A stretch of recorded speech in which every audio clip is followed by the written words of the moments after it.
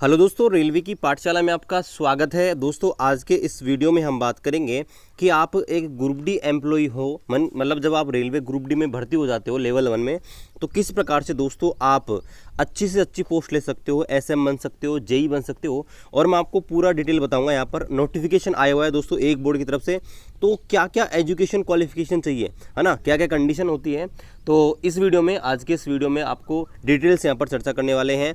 चलिए दोस्तों शुरू करते हैं। उससे पहले आपसे निवेदन है, रेलवे भर्ती के ऑथेंटिक अपडेट आपको हमारे चैनल में मिल जाएंगे, तो चैनल को अभी तक सब्सक्राइब नहीं किया है, चैनल को सब्सक्राइब करके बेल आइकन को ऑन कर दीजिएगा। चलिए शुरू करते हैं।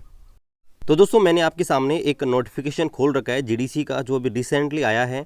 अब दोस्तों यहाँ पर देखिए, पहली बात तो यहाँ पर आपको ये डेट मेंशन दी गई है, ये कोई आपके लिए ज़रूरी नहीं है, क्योंकि फिलहाल आप रेलवे जो गवर्नमेंट एम्प्लॉय नहीं है। अगर आप ग्रुप डी के एम्प्लॉय हैं तो आप इसके लिए आपके लिए इंपॉर्टेंट है। अब यहाँ पर देखिए, यहाँ पर दोस्तों लिख रखा है ऑनलाइन एप्लीकेशन फॉर जीडीसी, यानी कि जनरल डिपार्टमेंटल कॉम्पिटिटिव एग्जाम। तो यहाँ पर देखिए स्पष्ट रूप से लिख रखा है, railway recruitment cell invite online application from eligible employ of West Central Railway. इसका मतलब दोस्तों ये है, सिर्फ वेस्ट सेंट्रल रेलवे के ही फॉर्म भर सकते हैं। तो दोस्तों इससे पहली बात तो ये क्लियर हुई कि एक जोनल रेलवे का या एक आरआरसी का जो कैंडिडेट है उसी आरआरसी के लिए फॉर्म अप्लाई कर सकता है। यानी दोस्तों मान लीजिए जैसे एनडब्ल्यूआर है, नॉर्थ वेस्ट रेलवे, अगर यहाँ से जीडीसी की कोई वैकेंसी आई है तो सिर्फ एनडब्ल्यूआर में कार्यरत जो भी गवर्नमेंट एम्प्लॉय है वही दोस्तों यहाँ पर अप्लाई कर सकता है। बाकी और रेलवे जोनल का दूसरा, मान लीजिए नॉर्दर्न रेलवे है, एनसीआर है ना, डब्ल्यूसीआर है, उसका दोस्तों यहाँ पर फॉर्म अप्लाई नहीं कर सकता। यानी कि जिस जोन में आप ड्यूटी कर रहे हैं दोस्तों, उसी जोन में अगर कोई जीडीसी भर्ती आती है तो ही आप अप्लाई कर सकते हैं। अब दोस्तों यहाँ पर एजुकेशन क्वालिफिकेशन क्या चाहिए, तो यहाँ पर आप क्लियर रूप से देख सकते हैं। देखिए तो ये जो भर्ती है दोस्तों वो एनटीपीसी ग्रेजुएट की आई है, और यहाँ पर एसएम यानी कि स्टेशन मास्टर की भर्ती है। तो दोस्तों स्टेशन मास्टर की भर्ती के लिए, जैसे कि आपको पता होगा, जो डायरेक्ट रिक्रूटमेंट आई है आपकी, है ना, 2019 में जो डायरेक्ट भर्ती है ना, सेम वही एजुकेशन क्वालिफिकेशन चाहिए होता है। तो दोस्तों यहाँ पर डिग्री चाहिए, मतलब ग्रेजुएशन चाहिए, और ये आपके लेवल 6 की भर्ती है, और इसके लिए पीडब्ल्यूडी के लिए कोई सीट नहीं है। मेडिकल स्टैंडर्ड A2 चाहिए, ये आपके ऑपरेटिंग डिपार्टमेंट के अंदर आता है, और टोटल दोस्तों 38 यहाँ पर भर्तियाँ हैं। अब दोस्तों यहाँ पर देखिए, यहाँ पर दोस्तों पहली बात तो वही कैंडिडेट यहाँ पर अप्लाई कर सकते हैं जिनका मेडिकल स्टैंडर्ड बिल्कुल A2 हो, यानी कि और दोस्तों आप यहाँ पर फॉर्म अप्लाई नहीं कर सकते हैं। और दोस्तों आप अप्लाई भी करेंगे तो दोस्तों रेलवे सब आपका डेटा देख के आपका फॉर्म निरस्त कर देगी।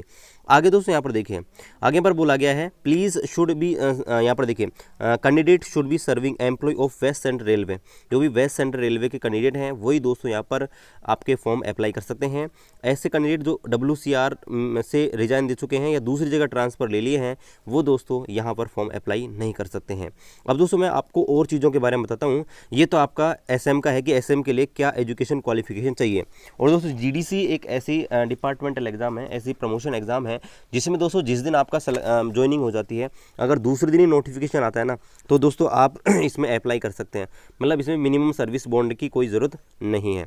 लेकिन एक चीज़ आप में से बहुत सारे लोगों ने पूछी थी, वो दोस्तों ये पूछी थी कि आपकी एज है वो कितनी चाहिए। तो दोस्तों मैं आपको बताता हूँ एज। देखिए तो एज यहाँ पर देखो, ये नोटिफिकेशन में लिख रखा है कि अगर आप यूआर के हैं तो आपको दोस्तों 18 से, मतलब 40 साल, यानी 40 साल से नीचे अगर आप हैं, आप फॉर्म भर सकते हो।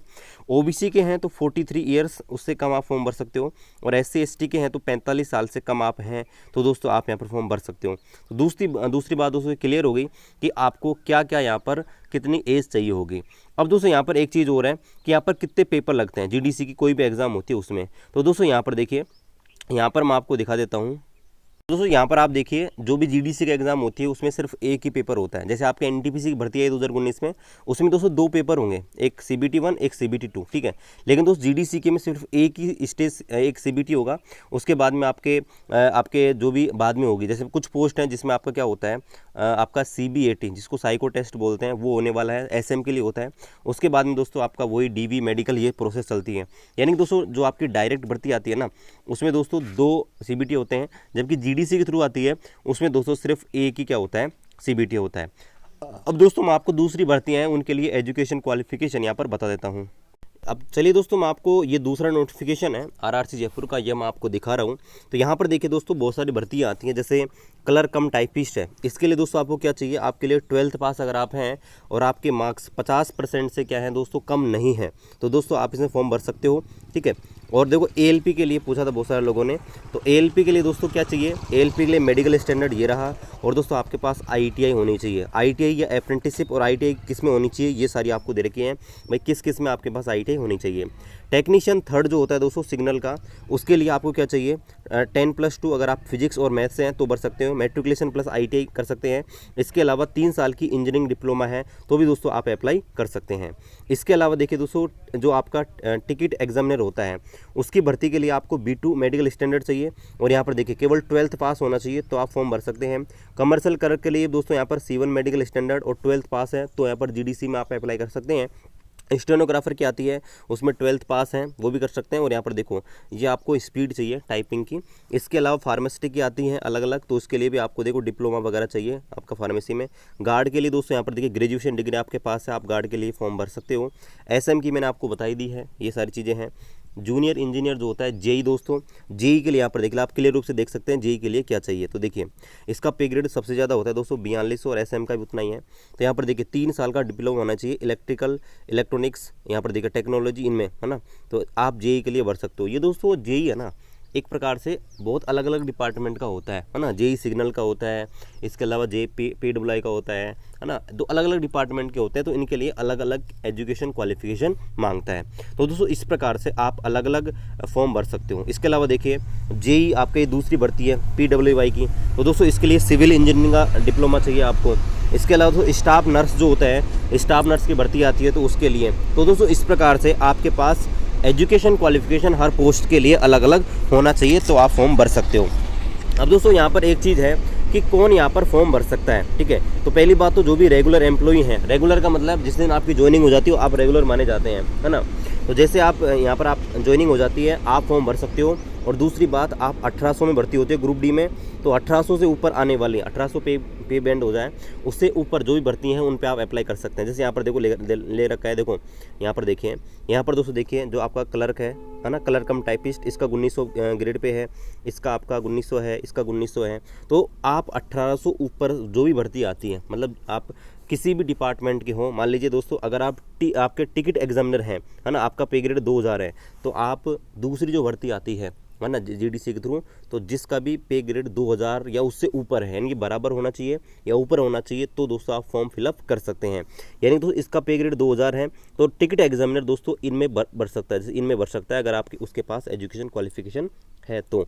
लेकिन दोस्तों अगर मान लीजिए कोई स्टेशन मास्टर है, अगर वो दोस्तों टिकट क्लर्क बनना चाहता है, टिकट एग्जामिनर बनना चाहता है, तो वो दोस्तों नहीं बन सकता, क्योंकि उसका पे ग्रेड ऑलरेडी 4200 है, तो वो निचले पे ग्रेड में नहीं आ सकता। तो दोस्तों इस प्रकार से आप GDC के थ्रू एग्ज़ाम देकर यहाँ पर दोस्तों अपना फॉर्म भर सकते हैं, और अपनी काबिलियत है तो दोस्तों आप एक अच्छी पोस्ट ले सकते हैं।